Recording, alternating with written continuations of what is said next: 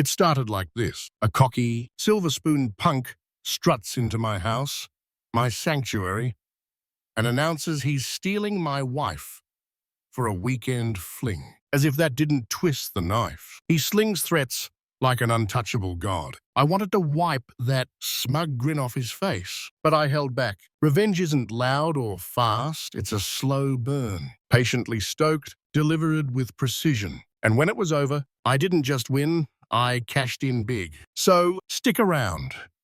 This story's got twists you won't see coming. It was a Thursday afternoon, air thick with secrets. I'd just tossed my tools into my truck after a long day at the workshop. I'm Jamie Harrison, 35, a craftsman building staircases for the rich, mansion owners and hotels who drop 50 grand to flex their wealth. My wife, Evelyn Harper, 28, is a sharp lawyer at Gimson, brickman and goldman, obsessed with climbing the ladder. Kids, not yet.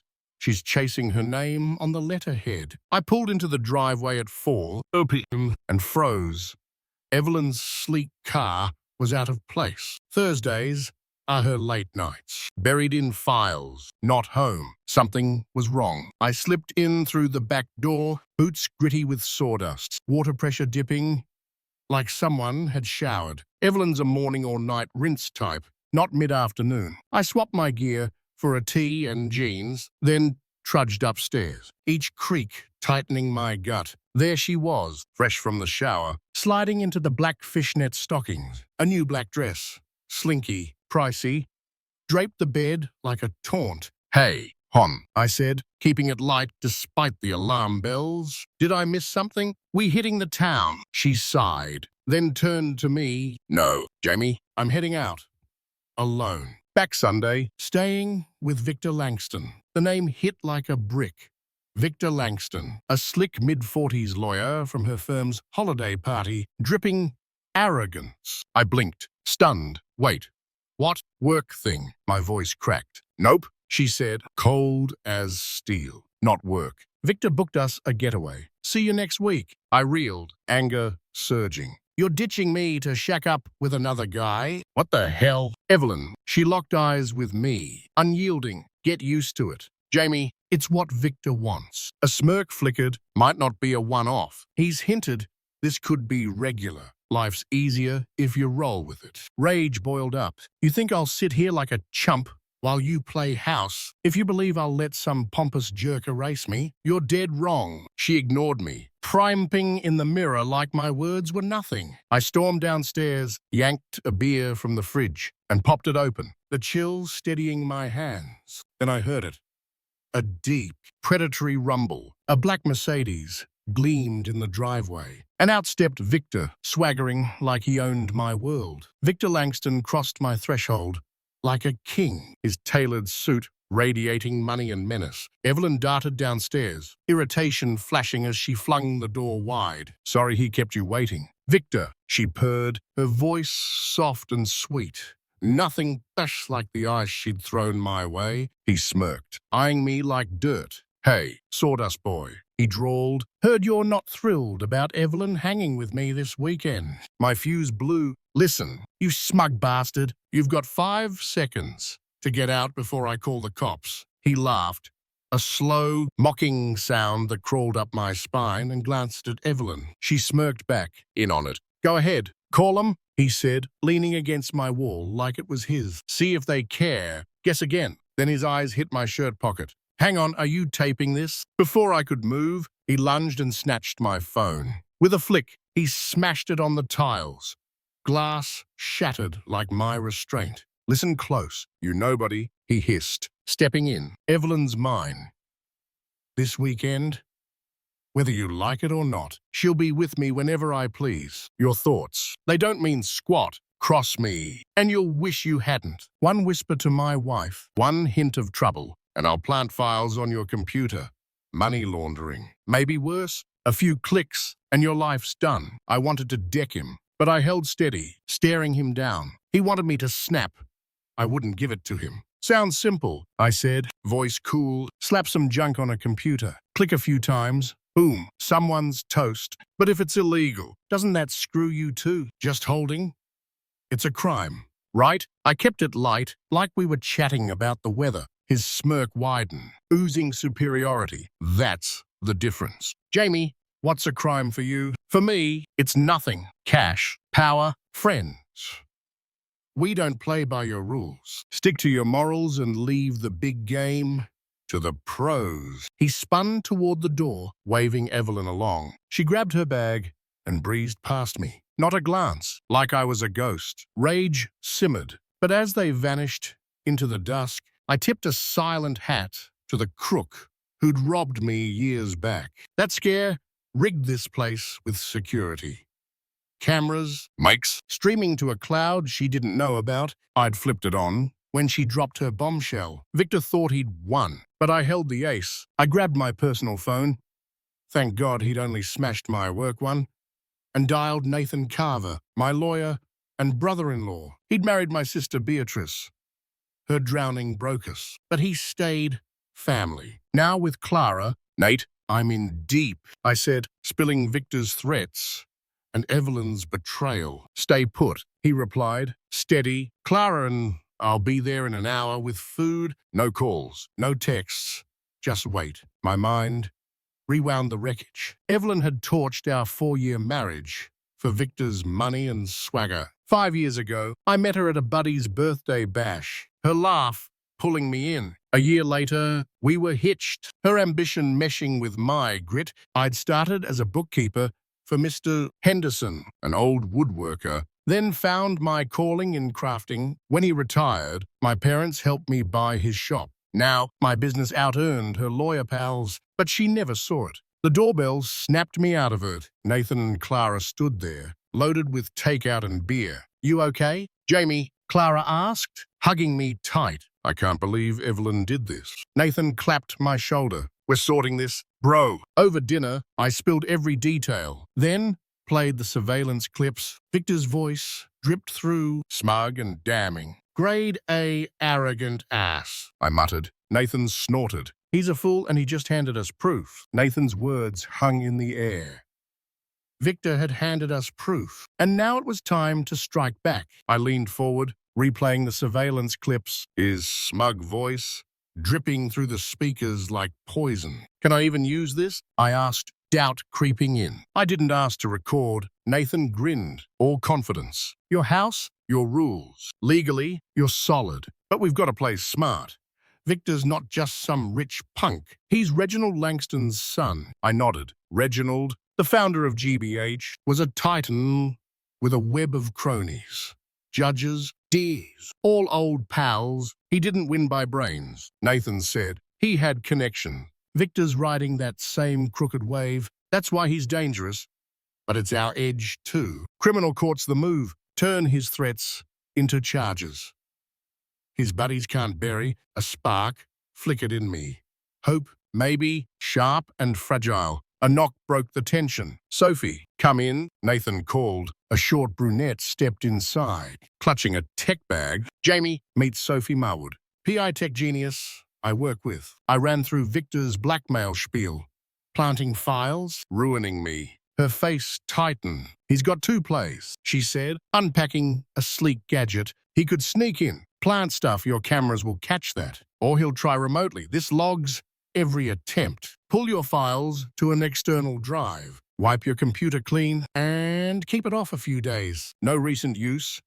Screws his frame job. She rigged the device in minutes. Cool and precise. Updates hit you if anything pings, she said, then slipped out. Nathan turned to me, eyes steady. Divorce papers, now or wait. No hesitation. Now, I'm done. She's dancing to his tune. I'm not sticking around. He nodded. Rachel Vaughan's our family lawyer. She'll file tomorrow. Dinner wrapped late, and by 11, they left. Exhaustion hit like a wave. I popped a sleeping pill and crashed, mind still buzzing. Friday morning, Rachel's call jolted me awake at 8:30. Got the rundown from Nathan. She said, brisk, 11. Zal, at my office work. I rolled up, and she cut to it. This house, yours before the marriage, Evelyn can't touch it. Your business, locked in the prenup, she's got no claim. Relief washed over me. Papers hit her Monday at the firm. She added, I left at 12:30, grabbed a new phone to replace the smashed one, and spent the weekend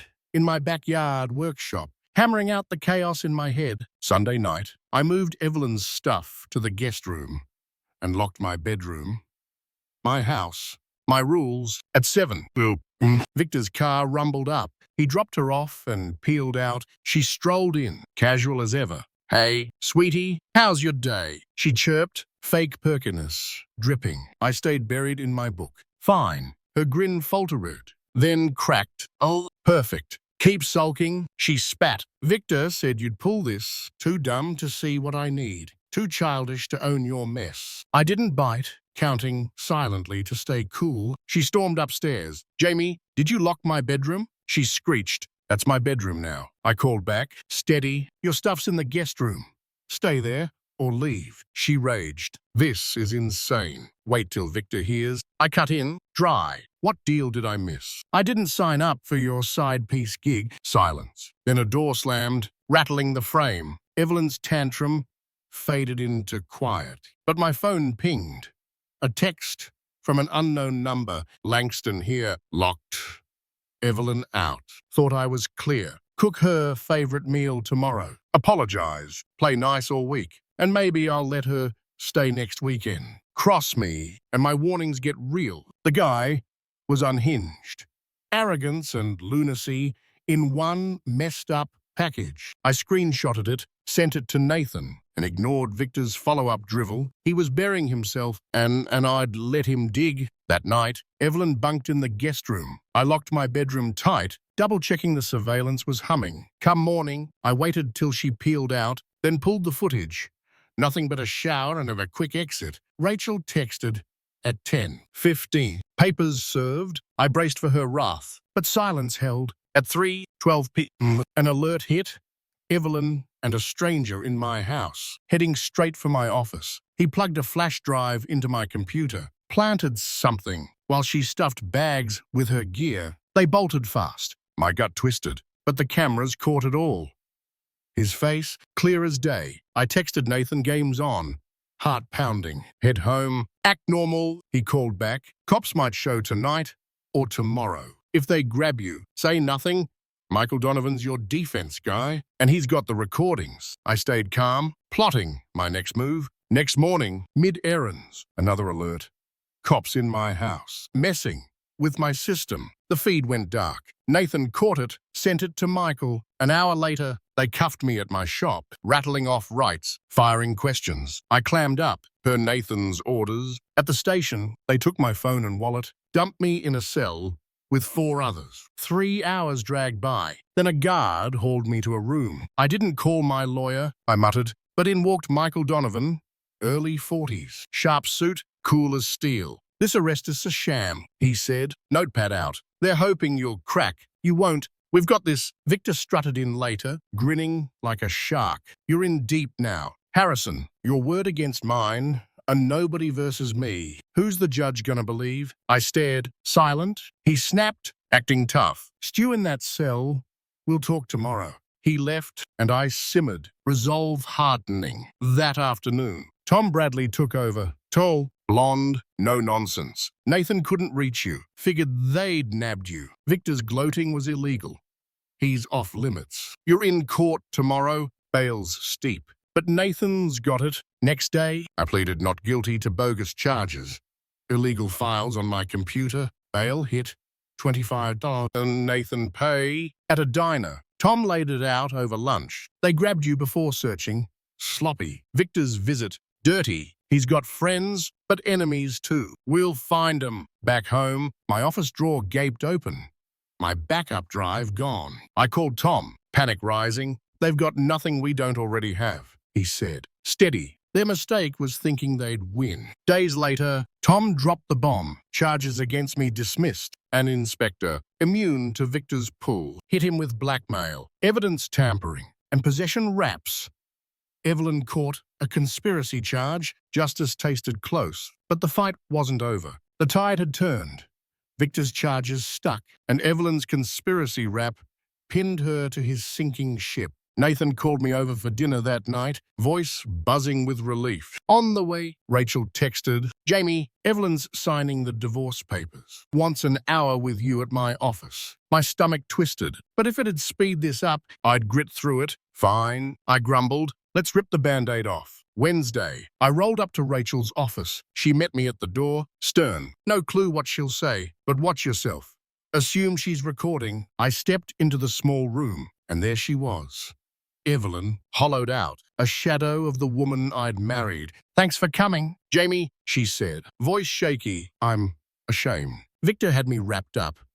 I didn't see it till the charges hit. Hearing yours got dropped, then mine looming woke me up." She swiped at tears. "I quit the firm. Told him I'm done. You were amazing." I threw it away. I stayed silent, letting her words hang. She'd cut a plea, spilled dirt on Victor to lighten her load, then split for another city. That was it. We never spoke again. Victor's world collapsed fast. Headlines screamed his crimes. Blackmail, tampering, the works. 2 more victims stepped up, stacking proof sky high. My recording sealed it.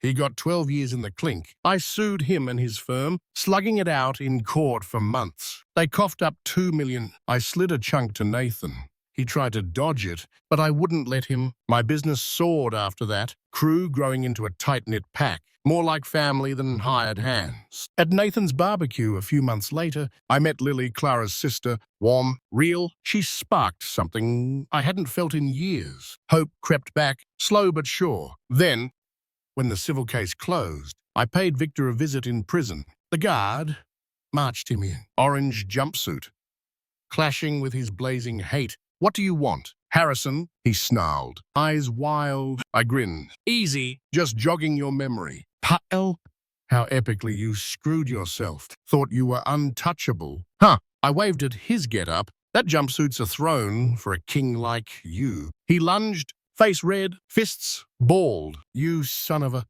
Guards yanked him back hard. I kept smirking. "Save it." "Oh, and Diana, your wife, dumped you. Maybe I'll treat her to dinner. Show her a good time." That hummingbird tattoo on her thigh. Cute as hell. He roared, thrashing. But I strolled out, not looking back. The future stretched wide open. No dead weight dragging me down. Life leveled up from there. Lily and I clicked, building something solid. The workshop thrived, orders piling in. Victor rotted behind bars, a fading echo. I'd played the long game, turned his arrogance into my win, and came out richer, inside and out. That's how you bury a king. Not with noise, but with cold, quiet payback.